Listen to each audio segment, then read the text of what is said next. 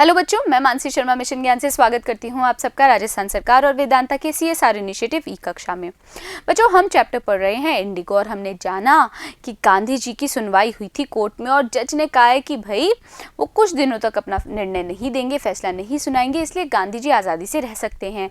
और फिर सारे वकीलों ने फैसला किया कि गांधी जी अगर जेल गए तो उनके पीछे पीछे वकील भी जेल जाएंगे।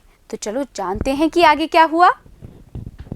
Several days later, कई दिनों बाद, Gandhi received a written communication from the magistrate informing him that the lieutenant governor of the province had ordered the case to be dropped.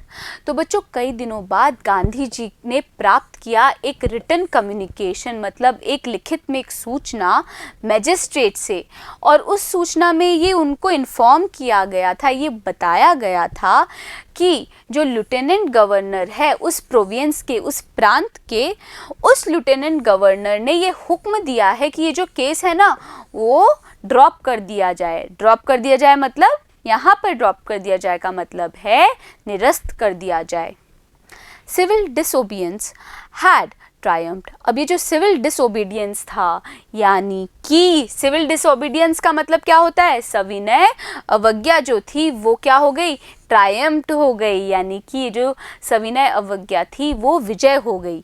The first time in modern India, पहली बार इस modern India में।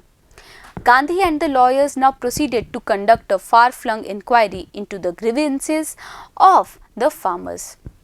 और फिर गांधी जी ने और उन वकीलों ने क्या किया, प्रोसीड किया, वो आगे बढ़े कंडक्ट करने के लिए एक फार फ्लंग, एक विस्तृत जांच को, इनटू द ग्रीवियंसेस, उन कष्टों और शिकायतों के बारे में उस फार्मर्स की, उन किसानों की।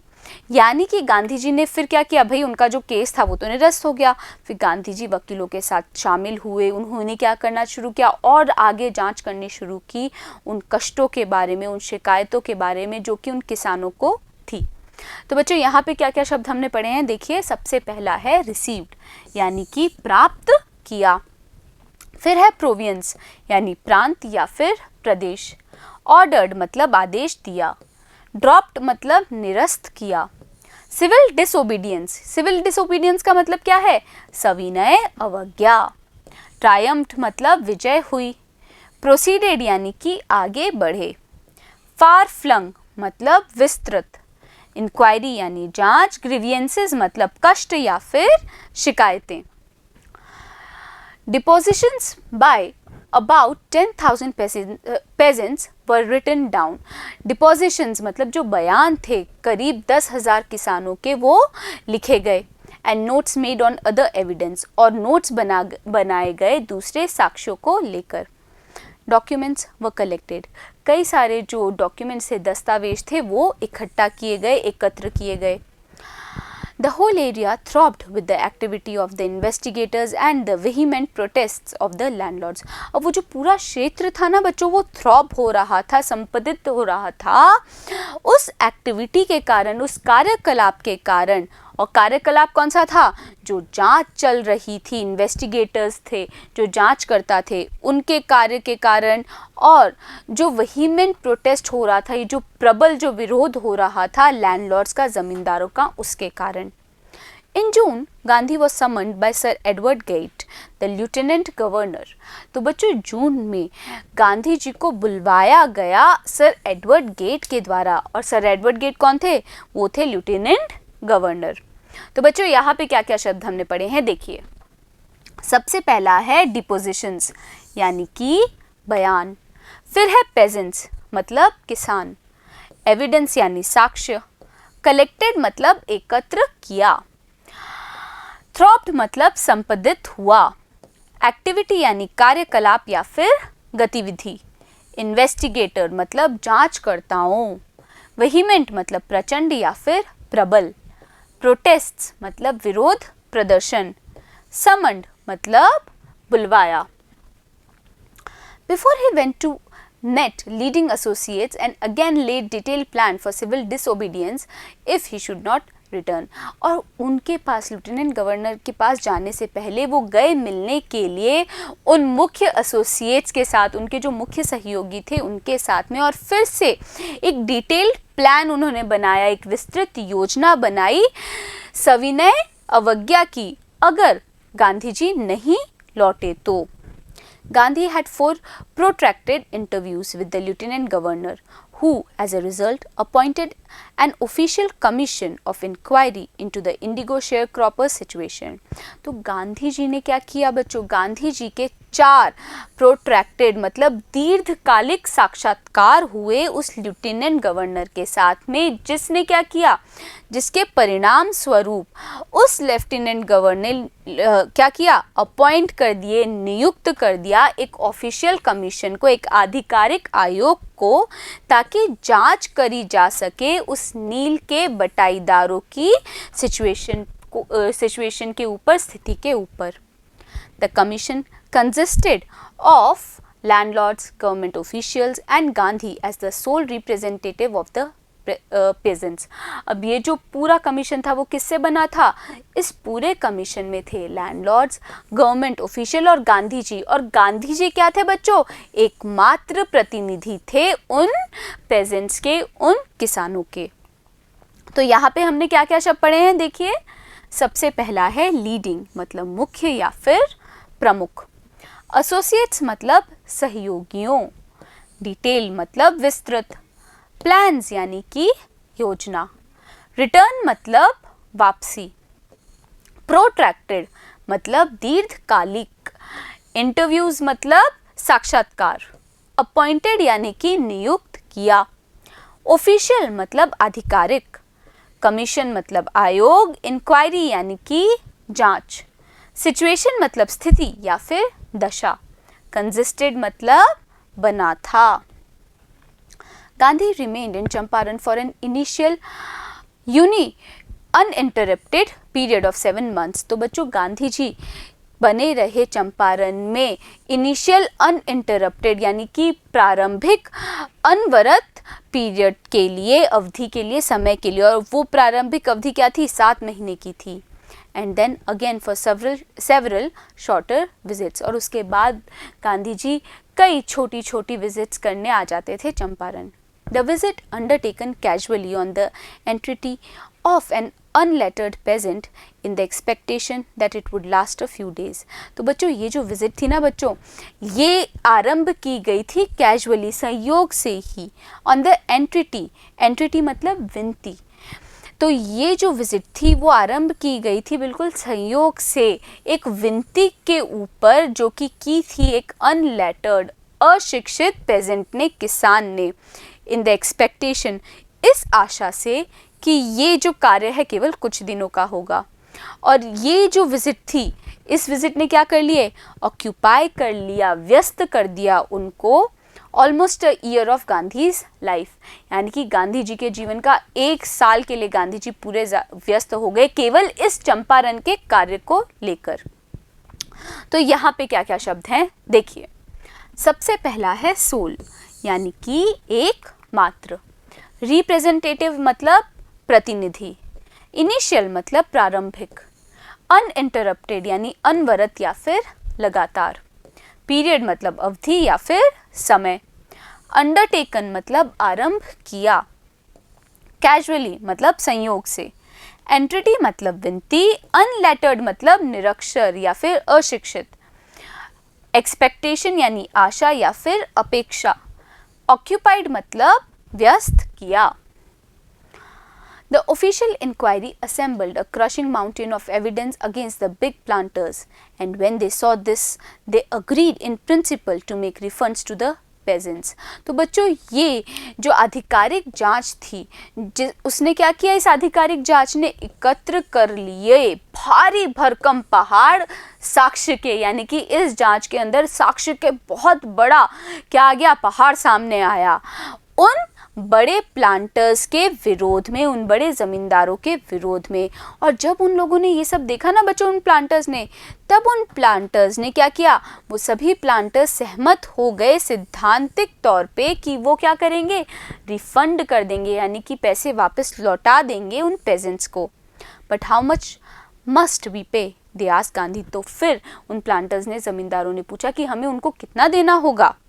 They thought he would demand repayment in full of the money which they had illegally and deceitfully extorted from the sharecroppers.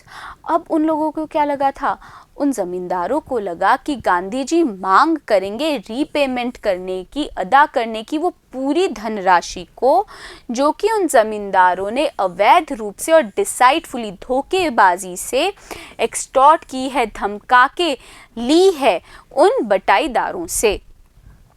तो बच्चों यहाँ पे क्या क्या शब्द हैं देखिए। सबसे पहला है ऑफिशियल।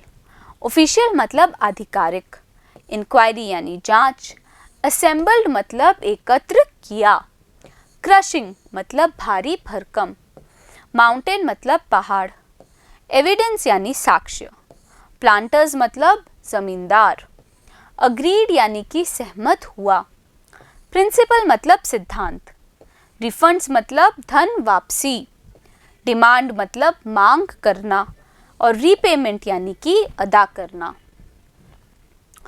ही आस्क्ड ओनली 50%, तो गांधी ने केवल 50% ही धन वापस मांगा।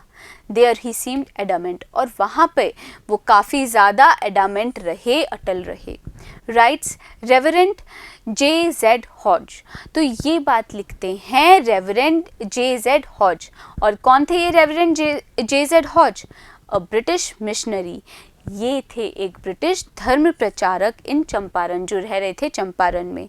Who observe the entire episode eight close range, जिन्होंने क्या किया, ऑब्जर्व किया, देखा उस पूरी घटना को बहुत नज़दीक से। Thinking probably that he would not give away, the representative of the planters offered to refund to the extent of 25%. And to his amazement, Mr. Gandhi took him at his word, thus breaking the deadlock. तो बच्चों, गांधी जी ने 50% का जो धन था वो वापस मांगा, पर ये देखकर कि गांधी जी क्या नहीं करेंगे भाई, हार नहीं मानेंगे, तो उन प्लांटर्स के, उन जमींदारों का जो प्रतिनिधि था उसने ऑफर किया, ये प्रस्ताव दिया कि वो रिफंड कर देंगे, वापस भुगतान कर देंगे 25% धन तक का। एंड टू हिज अमेजमेंट, और उस प्रतिनिधि के आश्चर्य स्वरूप क्या हुआ, उसने क्या देखा, मिस्टर गांधी, जो गांधी जी थे, उन्होंने क्या किया, उन्होंने जो पूरा ये डेडलॉक था, यानी कि ये जो गतिरोध था, उसको क्या कर दिया भाई, समाप्त कर दिया। मतलब गांधी जी मान गए 25% जो धन वापसी थी उसके लिए। तो यहाँ पे हमने क्या क्या शब्द पढ़े हैं देखिए। सबसे पहला है इल्लीगली, मतलब अवैध रूप से, डिसाइडफुली मतलब धोखेबाजी से, एक्सटॉर्टेड मतलब बलपूर्वक लेना, एडामेंट मतलब अटल, मिशनरी मतलब धर्म प्रचारक, ऑब्जर्व्ड यानी देखा, एट क्लोज रेंज यानी कि नज़दीक से, रिप्रेजेंटेटिव मतलब प्रतिनिधि। This settlement was adopted unanimously by the commission. अब ये जो सेटलमेंट था, यानी कि ये जो बच्चों किया गया था ना समझौता, उसका पालन किया गया यूनिनामसली, मतलब भाई आराम से सबने सर्वसम्मति से इस समझौते को मान लिया। Gandhi explained that the amount of the refund was less important than the fact that the landlords had been obliged to surrender part of the money. तो गांधी जी ने अब समझाया, व्याख्या की कि जो अमाउंट है, जो रकम है रिफंड की, धन वापसी की, वो इतनी ज़रूरी नहीं है इस तथ्य से कि जो ज़मींदार हैं वो बाध्य हो गए हैं सरेंडर करने के लिए, परित्याग करने के लिए अपने धन का एक हिस्सा। यानी गांधी जी के लिए ये ज़रूरी था कि भाई धन की, यानी उस रकम की मात्रा कितनी है, उससे फ़र्क नहीं पड़ा गांधी जी को। गांधी जी के लिए ये तथ्य ज़रूरी था कि जो लैंडलॉर्ड से ज़मींदार थे वो बाध्य हो गए परित्याग करने के लिए अपने धन का हिस्सा। With it part of their Prestige, और उसी परित्याग के साथ में उन्होंने परित्याग किया अपने प्रेस्टीज का भी, प्रतिष्ठा का भी। किसने बच्चों? जमींदारों ने। तो क्या क्या हमने यहाँ पे शब्द पढ़े हैं, देखिए रिवाइज करते हैं। सबसे पहला है अमेजमेंट। अमेजमेंट मतलब आश्चर्य। डेडलॉक मतलब गतिरोध। सेटलमेंट मतलब समझौता या फिर समाधान। अडॉप्टेड मतलब पालन किया।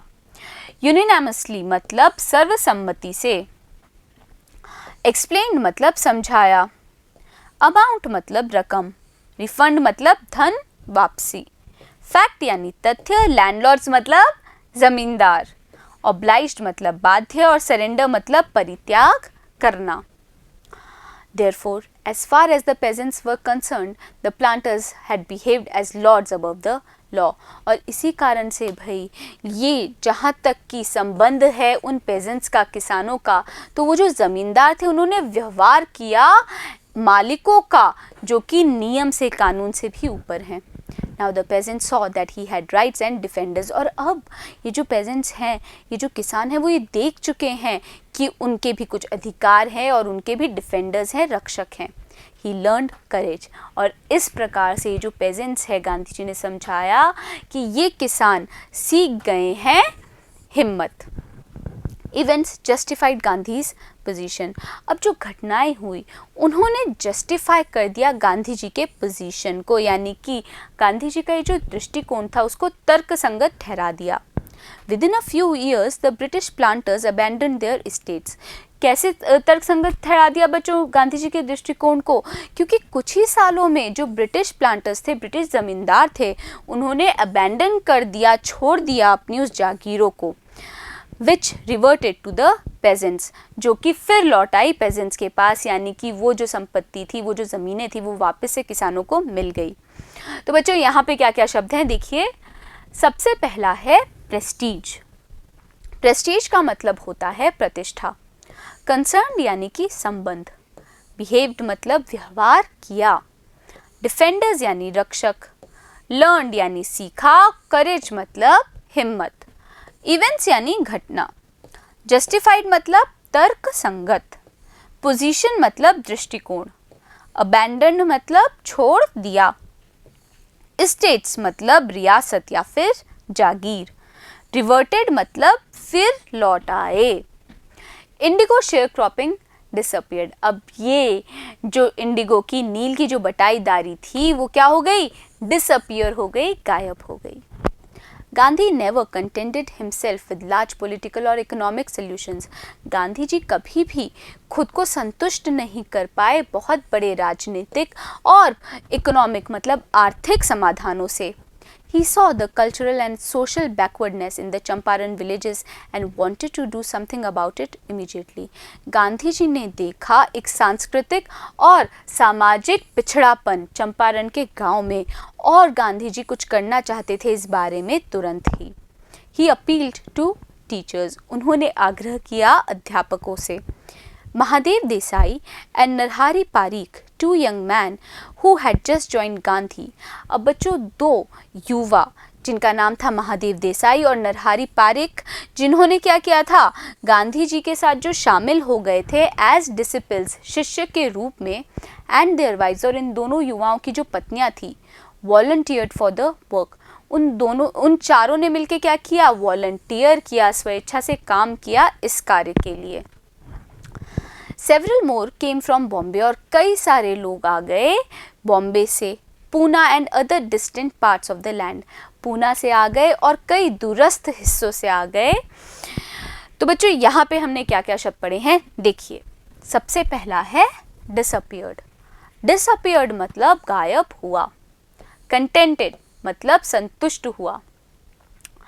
फिर है पॉलिटिकल यानी कि राजनीतिक। इकोनॉमिक मतलब आर्थिक। सॉल्यूशंस मतलब समाधान। कल्चरल यानी कि सांस्कृतिक। सोशल यानी सामाजिक, और बैकवर्डनेस मतलब पिछड़ापन। इमीडिएटली मतलब तुरंत, और अपील्ड यानी कि आग्रह किया। देवदास, गांधीज यंगेस्ट सन, तो गांधी जी के जो सबसे छोटे बेटे थे देवदास, अराइव फ्रॉम द आश्रम and so did Mrs Gandhi. अब देवदास के साथ में क्या हुआ, मिसेस गांधी यानी गांधी जी की जो पत्नी थी वो भी आ पहुंची आश्रम से। Primary schools were open in 6 villages, तो प्राइमरी स्कूल्स को खोला गया 6 गाँव में। कस्तूरबा टॉट द आश्रम rules on personal cleanliness and community sanitation, और फिर कस्तूरबा यानी जो गांधी जी की पत्नी थी उन्होंने सिखाए जो आश्रम के जो नियम थे व्यक्तिगत स्वच्छता को लेकर और कम्युनिटी सैनिटेशन को लेकर यानी सामुदायिक सफाई को लेकर, वो नियम कस्तूरबा ने सिखाए। तो बच्चों यहाँ पे क्या क्या शब्द हैं देखिए। सबसे पहला है डिसिप्लिन मतलब शिष्य, फिर है वॉलंटियर्ड, वॉलंटियर्ड मतलब स्वेच्छा से काम किया। डिस्टेंट यानी कि दूरस्थ। अराइव्ड यानी कि आया। पर्सनल मतलब व्यक्तिगत। क्लीनलीनेस यानी कि स्वच्छता। कम्युनिटी यानी कि सामुदायिक। सैनिटेशन मतलब सफाई या फिर स्वच्छता। अब बच्चों किस प्रकार से चंपारण के गांव में फर्क आया कस्तूरबा की इस स्वच्छता के इस मिशन से, जानेंगे हम अगले वीडियो में। बने रहिएगा मेरे साथ, मिलते हैं अगले वीडियो में।